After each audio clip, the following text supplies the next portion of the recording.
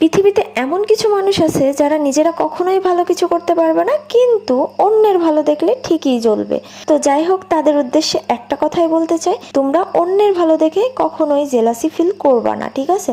নিজেরা পারলে কোনো কিছু করবা, না করতে পারলে না করবা, বাট অন্যের ভালো দেখে কষ্ট পাওয়া বা অন্যের ভালো দেখে নিজের শরীরের মধ্যে জ্বলা ফিল করা, এগুলো বাদ দিও, ঠিক আছে?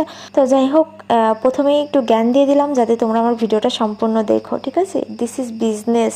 তো যাই হোক গাইস, আমি কিন্তু গ্রামের পরিবেশে চলে এসেছিলাম। আর এই গ্রাম তো না ভাই, এটা হচ্ছে একটা মিনি কক্সবাজার, যেটা আমার অনেক বেশি ভালো লাগে। তো এখানে এসে তো আমি অনেক আড্ডা দিয়েছি বোনদের সাথে। আর গ্রামের পরিবেশে আসলে তো আমি আসলে একটা গ্রামের মেয়ে হয়ে যাই। তো তোমরা হয়তো বা অনেকে বলতে পারো তুমি একটা গ্রামের খ্যাত। হ্যাঁ ভাই, আমি গ্রামের খ্যাত। আমার কথা দেখলে অনেক মানুষ বুঝতে পারে যে আমি আসলেই গ্রামের খ্যাত। তো যাই হোক, মানুষের কথাতেই বংশের পরিচয়। তো তোমরাও সুন্দর সুন্দর কমেন্ট করে নিজেদের বংশের পরিচয় দেখাবা আশা করি। তো যারা ব্যাড কমেন্ট করবা তাদেরকে বলি, ভাই তোমরা এত কষ্ট করে কেন ব্যাড কমেন্ট করো? আমি তো ওইগুলো সবই হাইড করে দিই। তো যাই হোক গাইস, তো আমি কিন্তু গ্রামের পরিবেশে এসে আম চুরি করার খুবই চেষ্টা করতেছিলাম, বাট আফসোস আমি একটা আমও চুরি করতে পারি নাই। কি একটা কষ্টের ব্যাপার। তো যাই হোক, তারপরে খুব কষ্ট করে মন খারাপ করে কি আর করব, তো কিছু খেজুর পেয়েছিলাম, যেটা তোমরা দেখতে পাচ্ছ আমার হাতে।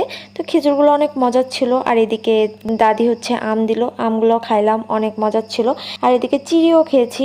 তো গ্রামে এসেছি, গ্রামের খাবারই যদি না খাই তাহলে কেমন হলো বলো? তো যাই হোক, খাওয়া দাওয়া শেষ করে এখন বাসায় রওনা দিব। তো আজকের ভিডিও এই পর্যন্ত। সবাই ভালো থেকো, সুস্থ থেকো, আল্লাহ হাফেজ।